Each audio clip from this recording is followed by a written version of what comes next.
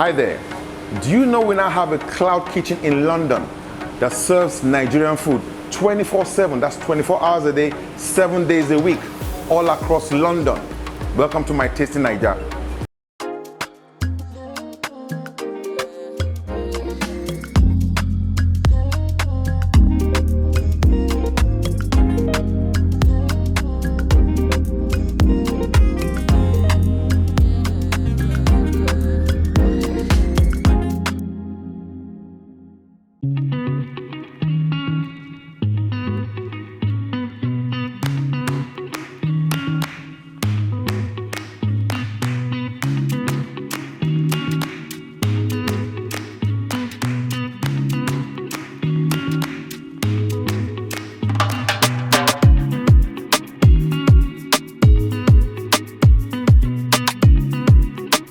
My Tasty Naija special edition.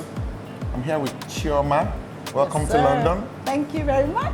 Eve After Dark, 24/7 in the UK. What's your story? Wow, it's a long story, but I'm just going to keep it short. Started in 2019 in Where? December, Lagos.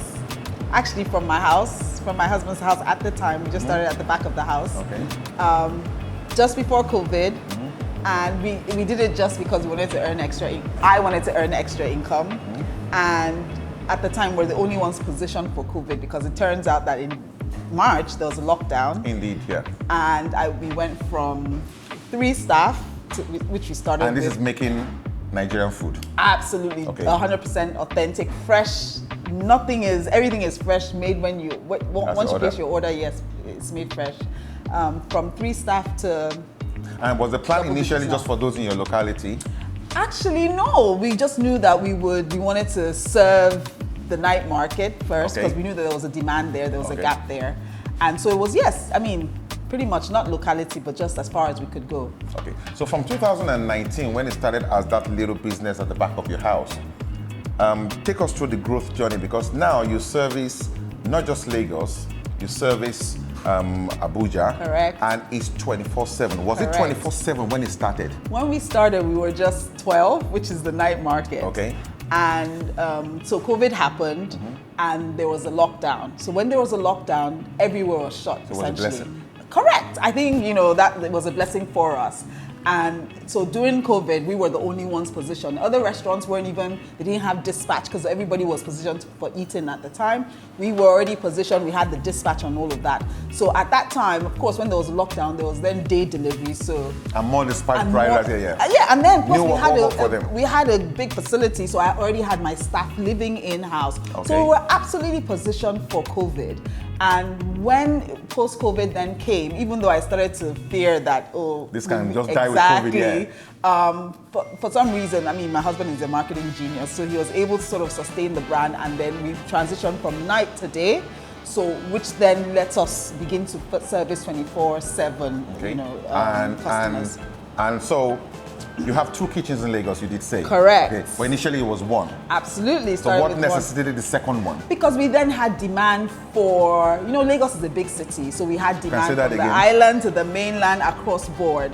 And again, because delivery isn't that cheap, our customers complain and then we listen to the complaint. So that necessitated the setting up of the mainland kitchen so that we can be closer to our customers on the mainland. Okay. And then, of course, the Abuja kitchen came shortly after, all from this one kitchen. That's a whole new entity. A whole completely different, but the standards are the same. The taste, quality of the food is amazing. 24/7 as well. Okay. So fast forward 2019, 4 years later, why London?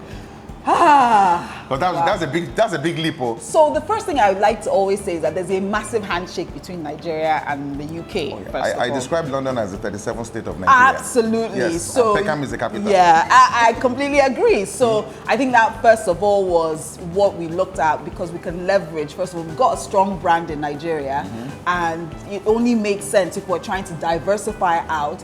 This is like the lowest hanging fruit sort of to leverage on, and so that for us was almost a no-brainer. Aside the fact that my husband sees, so as soon as we landed, we came here on holiday last year, and we landed at the airport, and there's a big sign billboard right at the the carousel where you pick up your bags.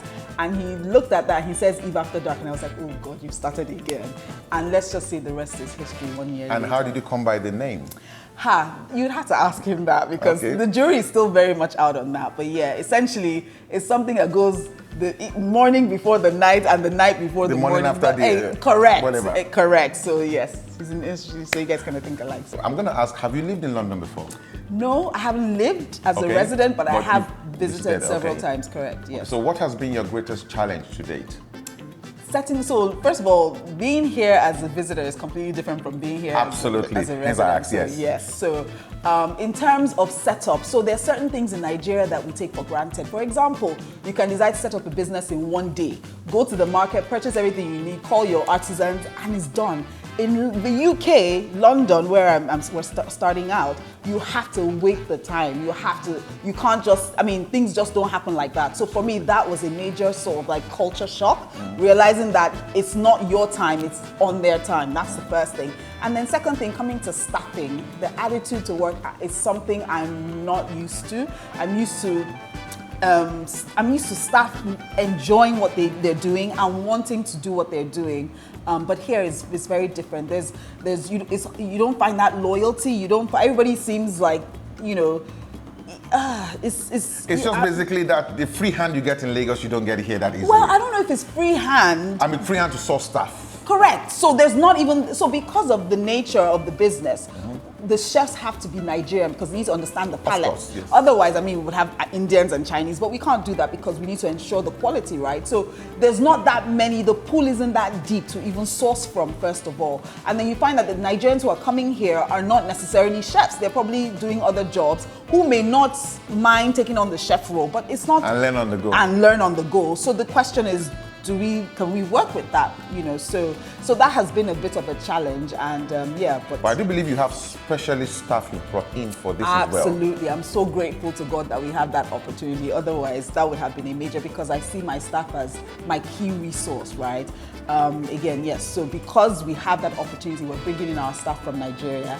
Let me ask you a controversial question. So, do you think a Nigerian trained chef or cook would cook it better than a UK trained Nigerian? Of course, 150% goes without saying. Of course, absolutely. Okay. Especially because also the ingredients. We had a bit of challenges with the ingredients here. For example, the tomatoes are not the same. The meat is not the same. The goat meat is not the same. So is that a good or bad thing?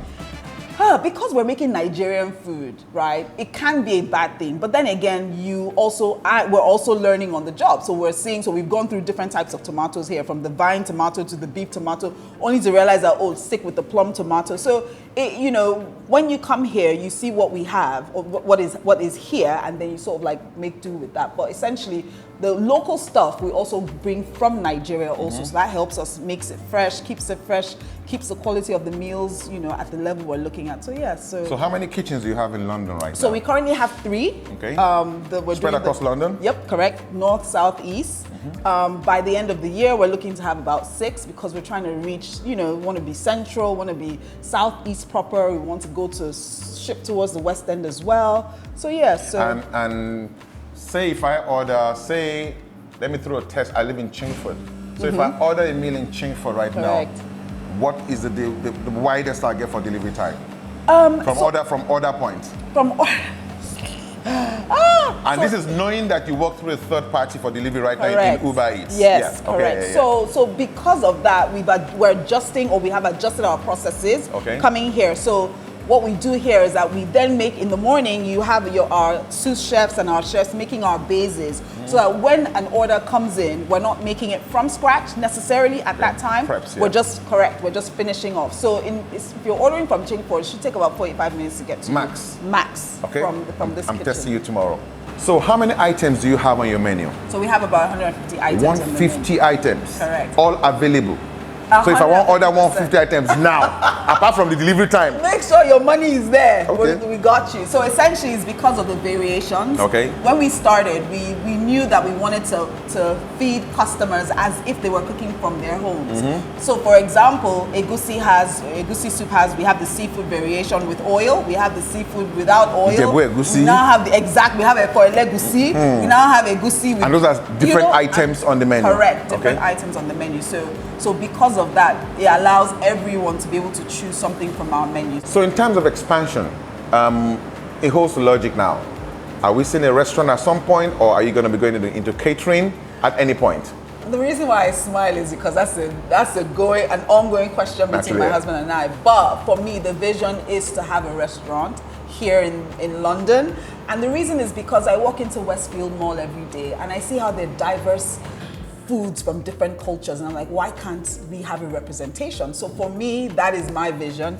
Hopefully he aligns with me sometime. But yeah, no catering, because we're strictly catering to individuals. We see ourselves as retail in the food in the food industry, but definitely a front end, definitely a restaurant at some point, just to be able to represent the Nigerian culture properly. You know, I want to be able to be beside say for example, a Wagamama. You know, I want to be able to portray Nigerian food in the very best light. So yeah, hopefully. In excellence. Okay, so and lastly, do you see, you started in Lagos, you moved to Abuja, will you take this to Manchester at some point, or yes. Birmingham? Oh yes, we're looking at Birmingham, we're looking at Manchester, we're looking at Coventry, so everywhere there's a pool of Nigerians, we know that. And because the truth is, because of how we are, just within our community, not just Nigerians, other people who are connected to us taste our food. So just anywhere you have Nigerians, you're sure to know that there are other people there who have tasted Nigerian food. So yes, these communities you've mentioned, we're looking, and then we're even taking it to the US as well. So ooh, okay, wow. Yep. So we're going to be flying to a few places. That's what's up. There you go. Okay, so before you go, I have something for you. You can't come to Eve After Dark and then not. Is it this? No. Something off of this. So awesome. 1 second. Yep. So there you go. One for God Director. Yes. And one for Mama Tobi. Thank you so much. Thank you so much. There you go. Eve After Dark, going global now in London. For more details, check out all the details on screen. And it's a wrap.